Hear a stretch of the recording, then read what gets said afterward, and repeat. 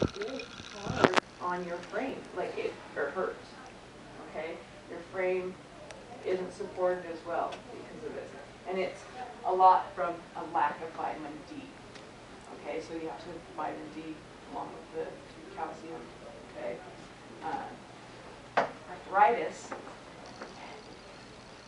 I think I did mention to you guys how my stupid neurologist just mentioned. He's like, yeah, so it looks like the arthritis in your spine's getting a little worse, and I'm like, I have arthritis in my spine.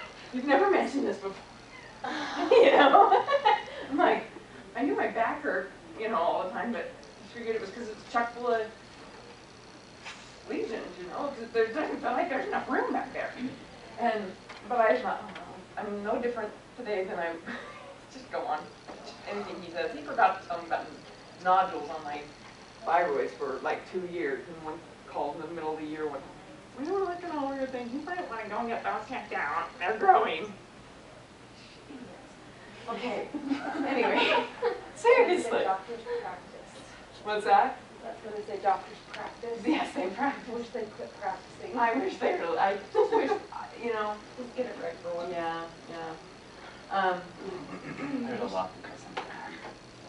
Yeah, yeah. So with arthritis, it does help. And now there's hundreds of different types of arthritis. And when we talk about aging, we'll talk a little bit more about that. But like rheumatoid arthritis, that isn't age-related. That's an autoimmune disease. And I know, like I have a friend who has, I have all sorts of friends who are diseased.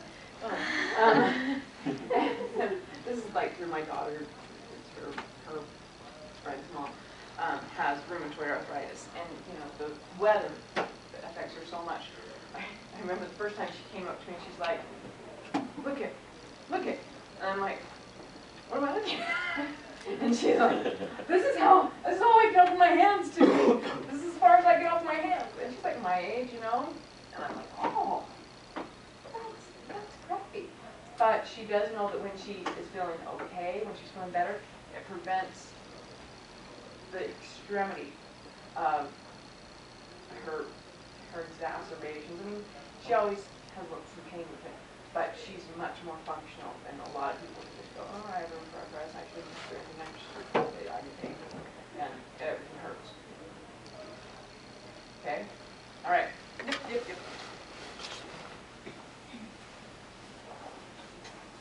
Okay, so if we don't get over there today, which I might not, I'm going to actually just give you the assignment right now, and then we'll head over there. So, hey, I have my phone this time. That's one thing. Look at that. There we go. Okay, so I can call somebody else on that. Okay, so I used to. Ooh, this is the thing we were going to talk about. Warming up and cooling down. One sec, really quick.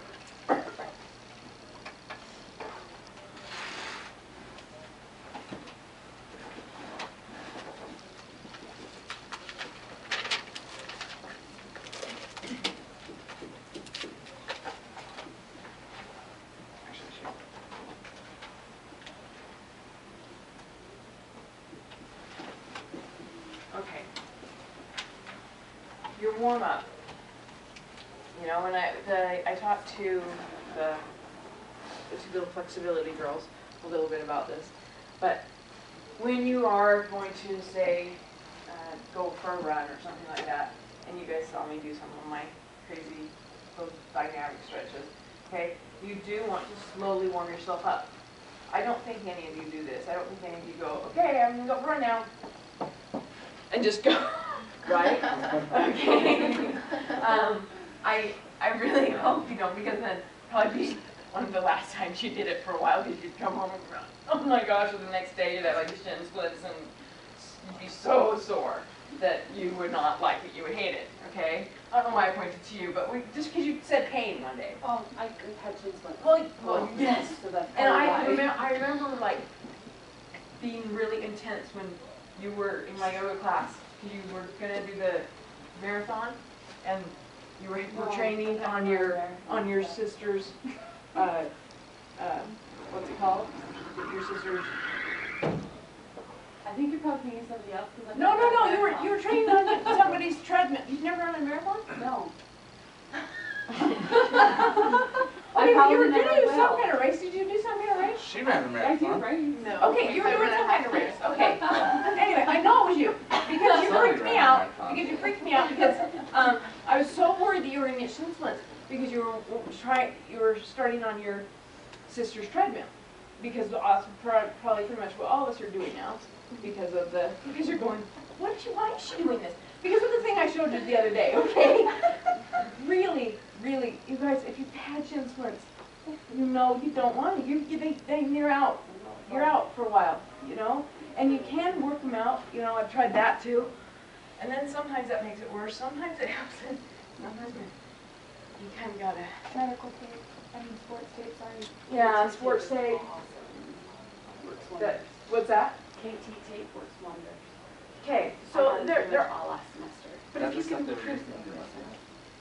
I think it is what they were Had using. tape all over themselves. Yeah. That's what the old But- kids use, yeah. Just, if you can prevent them, and just do those little, just stretch first. Oh, I hate shin splints. I mean, you're not going to die from them, but you feel like you are. You're walking on, ow, right, you know? Okay, so, anyway, so with the warm-up, you want to warm up. Most of your blood supply is right here, right now, right? You guys are just hanging, we're all just hanging. It's just, most of our blood supply is about right here. Okay, so that's why we don't just go, okay, I'm going exercising. But, okay, no, we start slowly, maybe a slow walk. And that's when I talk about doing some of that dynamic stretching. Woo! Woo! Woo! Okay, and then, so sorry you guys have to do this. Oh my gosh, I forgot how many noises I make. Okay, and then, you know, so you've warmed up for at least 5 minutes, and then you've done some of those dynamic stretches, so you rolled your, okay, so now you're going, okay? Okay, so then you can go get into your workout. Okay, then when you cool down, we're going to talk about this target heart rate in a minute. When you cool down, then, and I mean cool down, and when I talk about target heart rate, you've gone under that 60. They keep on changing it. I just did this last summer, but I'm not doing this. In the time that I've done this, they've gone, well, it says here, from 55% of your maximum heart rate to 90%. Okay, 90 is really high, your maximum heart rate. Okay, we're going to talk about that. All right. So, focus. Focus. Your cool down. You want to be, here's one thing. Maybe you're not someone who is really good at taking your heart rate. Okay, in the 80s we always did this. I don't know if you have sweat. That'd be really good. I do, don't I? Okay. Okay. I'm just so teacher-like. You know how teachers are so embarrassing and they get stains and everything? Okay. Anyway, so yeah. That's so relative to what we're talking about. So if you're not one of those people, and I will say, you know, everybody finds their heart rate at a different place, okay? So I actually don't, I hardly ever use this target heart rate formula, okay? I use that rate of perceived exertion. Now there's actually a scale that's a rate of perceived exertion scale. I don't think it's in our book. You can look it up, but my rate of perceived exertion is this, okay? And it's worked. If I can talk to the person next to me, and you guys have talked about, if your goals are weight loss, then you want to stay kind of more toward this, where's your 60%, okay? 65, 90, 60%, okay? Keep on changing. Okay, it's whatever the ACSM says, and they change their mind a lot. But this is a good, it's kind of narrow range, but, So if your goal is weight loss, you want to stay around 60%, but you have to go longer. Now the other thing though is they've proven a lot that if you can go into just like some interval, where you go, maybe you're doing a 45-minute walk, and every 10 minutes or so, you go into 3 minutes of more up by the 80%. So you go interval training, get yourself working out a little higher, and that also helps that metabolism. Okay? All right. So, and you guys are going to, I know a lot of you already do understand what this means, but we'll talk about it more. So, when you're cooling down, you want to be way below this. Okay? You're not even close to this. You're under 50. You're okay? But, I mean, it's not like you're waiting a half hour before you go and stretch out. You can start to do some stretches, you know, just, but just don't get your head below your heart, okay, until you have completely cooled down, okay? People, because all that blood you have distributed, okay? We talked about how it distributes blood flow. We talked about synovial fluid that lubricates the joints. So your blood flow is slowly going back to your heart, but you should still have it should still be nice and warm, okay?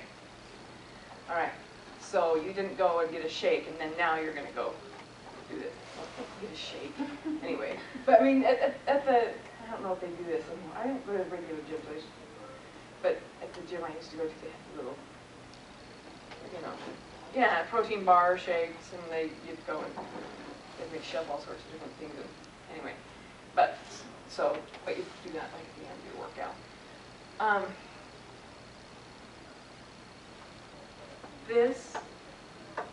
This is when you are going to get most out of your, come on girlies, flexibility training.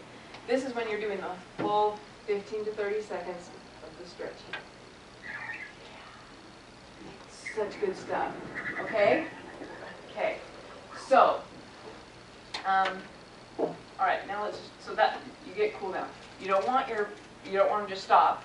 Okay, I'm gonna stop. Okay, now I'm gonna get down. Okay, you don't do that either. Okay, I warmed up, no warm up, run, stop. Oh, I should stretch out, flop down. Okay, no, bad idea, okay? Even like some of the most fit athletes have died from myocardial infarctions, heart attacks. Okay, same thing. Well, anyway, because